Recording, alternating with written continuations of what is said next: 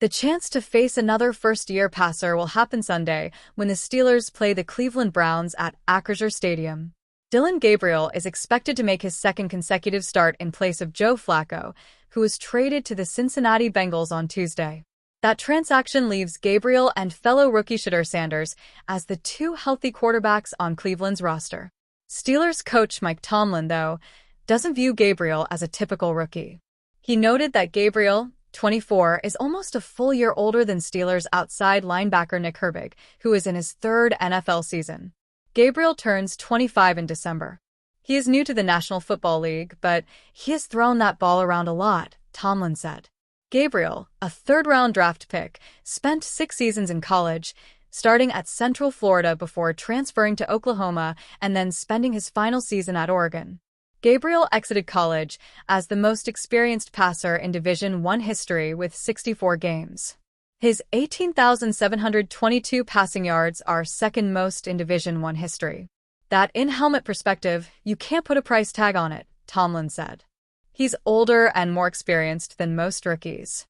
In his first NFL start, Gabriel completed 19 of 33 passes for 190 yards, 2 touchdowns and no interceptions in a 21-17 loss to the Minnesota Vikings in London. His timely processing is his superpower, Tomlin said. His experience and that superpower has been on display. That's one of the central reasons they went to him. He's able to function with fluidity. The Steelers, coincidentally, lost to Cleveland the last time they faced a Browns rookie quarterback. Dorian Thompson-Robinson helped Cleveland pull out a 13-10 victory in November 2023 in Cleveland. The Steelers defeated Denver's Bo Nix and Washington's Jaden Daniels last season. Tomlin holds a 26-6 record when coaching against a rookie quarterback. No message necessary pass rusher Myles Garrett, a former NFL Defensive Player of the Year winner, has 6 sacks in his past 3 games against the Steelers. That includes a 3-sack game last year in Cleveland. Those performances came with Dan Moore Jr. playing left tackle for the Steelers. With Moore exiting in free agency, Broderick Jones will face Garrett on Sunday. Tomlin said the Steelers will provide Jones with extra blocking assistance, much like they did when Moore played left tackle. He doesn't see the need to discuss the matchup with Jones. I don't know that it requires conversation, he said. Broderick is not a dummy. He realizes who he is competing against this week. He's a competitor and a professional. I haven't spent any time thinking about how I'm going to talk to or motivate Broderick this week. Garrett has 4 sacks this season, but just a half sack in the past 3 games. Veteran tight end Pat Freiermuth played a career-low 15 offensive snaps in the last game for the Pittsburgh Steelers during Week 4. There could be more low-snap count days on offense for Freiermuth going forward. That's what Steelers head coach Mike Tomlin indirectly implied while discussing the reason for why Freiermuth didn't play very much against the Minnesota Vikings on September 28th. We have a certain personality, especially when we play 4-3 teams. I haven't been bashful about that. That's why we drafted Darnell Washington. You can't play 4-3 teams with 250-pound tight ends. You can't, Tomlin told reporters Tuesday. The weight class is in combat sports for a reason. So when the edge people are 300 pounds, you better have somebody out there that looks like that animal. That was our intention in Minnesota. Against the Vikings, Darnell Washington played a season-high 48 offensive snaps. Deploying Washington and a 6th offensive lineman in Spencer Anderson, the Steelers experienced their best day on the ground in 2025.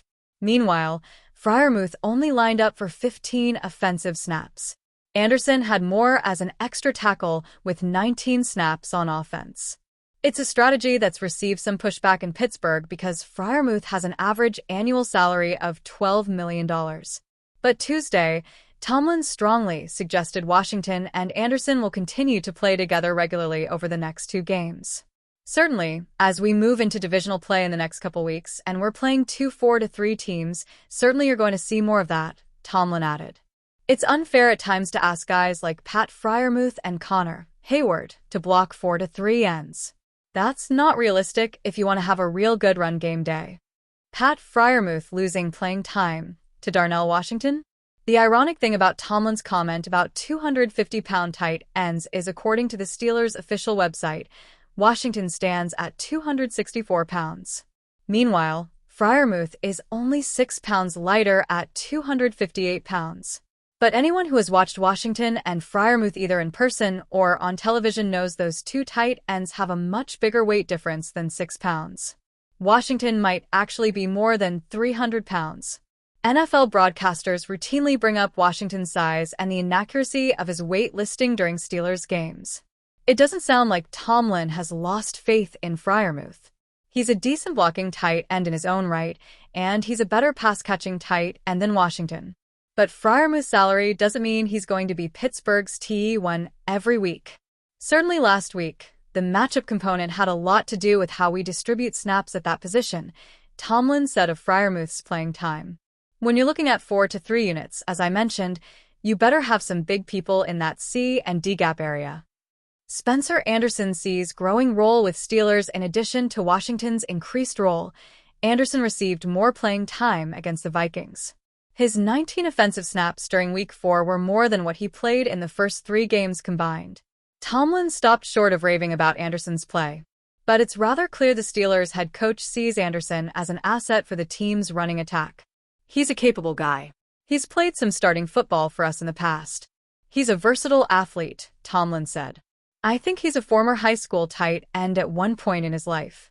If you give him a minute, he'll tell you about his AAU basketball resume. I don't want to make more out of it than it was, to be quite honest with you. He's the man that's up in that regard. With Washington and Anderson playing significant roles, the Steelers ran for 131 rushing yards against the Vikings. Pittsburgh's previous season high on the ground was 72 yards. During Week 6, the Steelers will face a Cleveland Browns defense that is ranked second in run defense. The Browns are allowing a league-low 3 yards per carry. The Pittsburgh Steelers are gearing up for their Week 6 matchup with the Cleveland Browns, and they may have to do so without Calvin Austin. The Steelers receiver suffered a shoulder injury in Week 4 against the Minnesota Vikings that could cause him to miss the Steelers' first AFC North matchup of the season. The Steelers have been in the market for a number 2 receiver opposite DK Metcalf even before Austin's injury, and one former Pro Bowler has thrown his name in the hat. Joining the pivot, Beckham named the Steelers as a team he'd like to play for. I don't know if this is even a pitch, Beckham said. I look at the LA Rams. I look at the Steelers, the Chiefs. And you definitely got to see me back in that New York Giants blue thing right before I get out of here. Beckham added that he is accepting a 6-game suspension for a PED violation last season, which means he won't be available to play until Week 12. If the Steelers do want to add a valuable playmaker at receiver, odds are they don't want to wait until the final quarter of the season to do it. That said, perhaps they could have their cake and eat it too by making a receiver trade and signing Beckham if that is the path they want to go.